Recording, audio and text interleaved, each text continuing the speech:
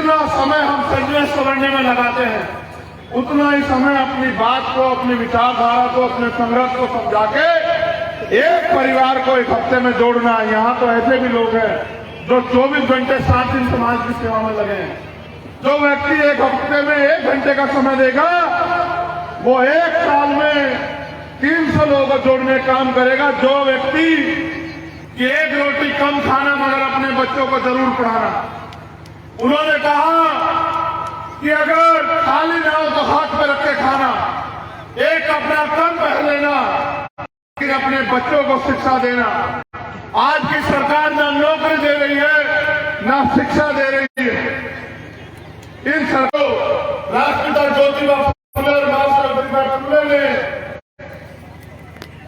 एक बच्चा भी जो है पैदा करना स्वीकार नहीं किया, इसलिए क्योंकि उन करोड़ों बच्चों को स्वाभिमान सम्मान का जीवन पढ़ाई के अवसर, स्कूल खोलने के अवसर उन्होंने देने का काम किया।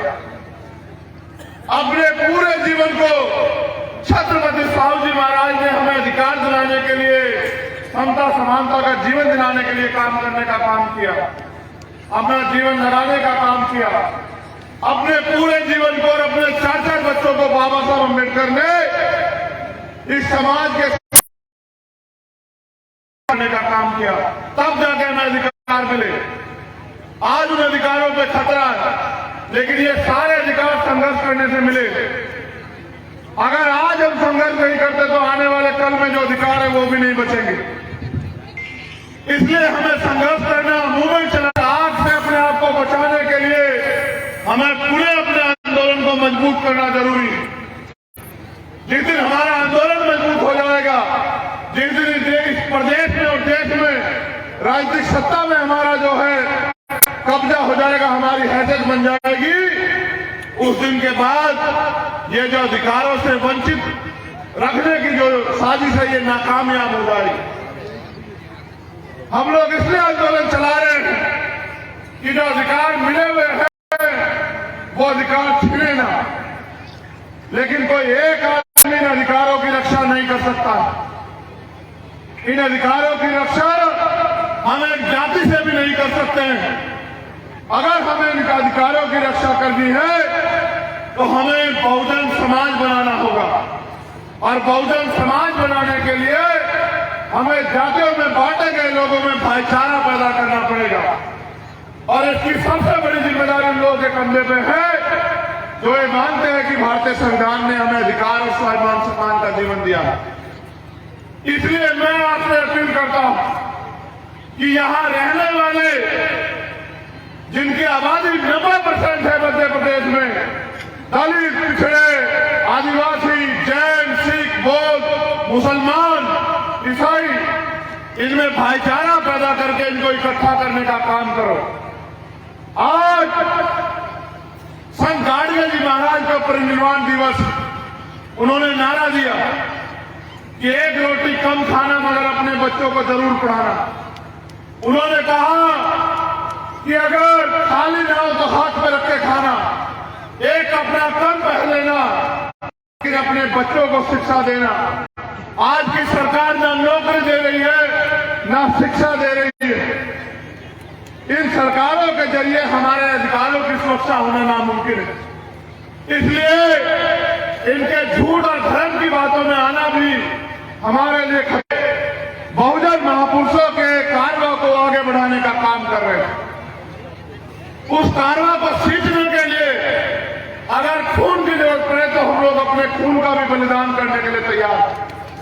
लेकिन क्योंकि यहाँ लोकतंत्र है और राज व्यवस्था में जो लोकतंत्र है उसमें राज व्यवस्था वोट के जरिए तैयार होती है, वोट के जरिए प्राप्त होती है, तो मैं आपसे अपील करता हूं कि अगर आप स्वाभिमान सम्मान का जीवन चाहते हैं, अधिकारों का जीवन चाहते हैं, अगर आप यहाँ अन्याय अत्याचार को खत्म करना चाहते हैं तो भीम आर्मी आजाद समाज पार्टी का साथ दीजिए। अब मैं आपसे पूछना चाहता हूं, दोनों हाथ उठा के बताएं कि क्या आप इस लड़ाई में हमारा साथ देने के लिए तैयार हैं? अगर तैयार हैं तो कुछ काम भी करना पड़ेगा। क्या आप काम करने के लिए भी तैयार हैं? तो अब मेरी बात पे गौर करो। आप सुबह से यहाँ हैं और यहाँ से आपको लंबी लंबी दूरी तय करके अपने घर जाना। कई लोग ऐसे हैं जो सर्दी का समय हो गया, जैकेट भी नहीं है। हमारे नौजवान साथियों से भी मैं कह रहा हूं, नेतागण से भी कह रहा हूं, जो मंच पे उनसे भी और जो सामने उनसे भी, रोटी कपड़ा पाने के लिए संघर्ष करना पड़ता है, समय देना पड़ता है। जय भीम के नारे तो आप बहुत अच्छे लगाते हो और सड़क पे अपने जोश जुनून को भी बड़ी मजबूती से दिखाते हो, लेकिन अगर आप भाईचारा पैदा करके लोगों को जोड़ने का काम नहीं करोगे तो आप यहां ताकतवर नहीं बन पाओ। उन साथियों से भी कहना चाहता हूं जो नीला पट्टा डाल के घूम रहे हैं, अभी जब मैं आया तो 50 की संख्या में मेरे आगे समस्याएं आ गई, मुकदमे दर्ज है, कार्रवाई नहीं हुई। कई मामले जैसे थाने के जो जहां बैठे हैं वो कार्रवाई इसलिए नहीं हो रही क्योंकि यहां के अधिकारी कर्मचारियों को लगता है, मैं पूरे स्पष्टता से कह रहा हूं कि अभी तो भीम आर्मी आजाद समाज पार्टी सत्ता में नहीं आने वाली, तो इनके कहे से काम क्यों करोगे, इनके समाज को न्याय क्यों दिलाओगे। अगर आप मेरी इस बात को मान लें,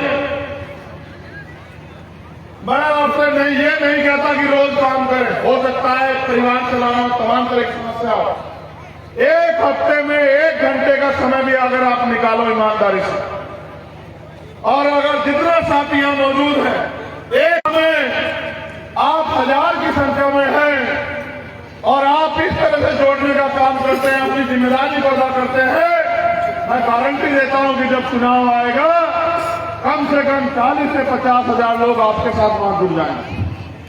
बस अपनी जिम्मेदारी को समझना है और एक दिन जितना समय हम सजने संवरने में लगाते हैं उतना ही समय अपनी बात को, अपनी विचारधारा को, अपने संघर्ष को समझा के एक परिवार को एक हफ्ते में जोड़ना है। यहाँ तो ऐसे भी लोग हैं जो 24 घंटे 7 दिन समाज की सेवा में लगे हैं।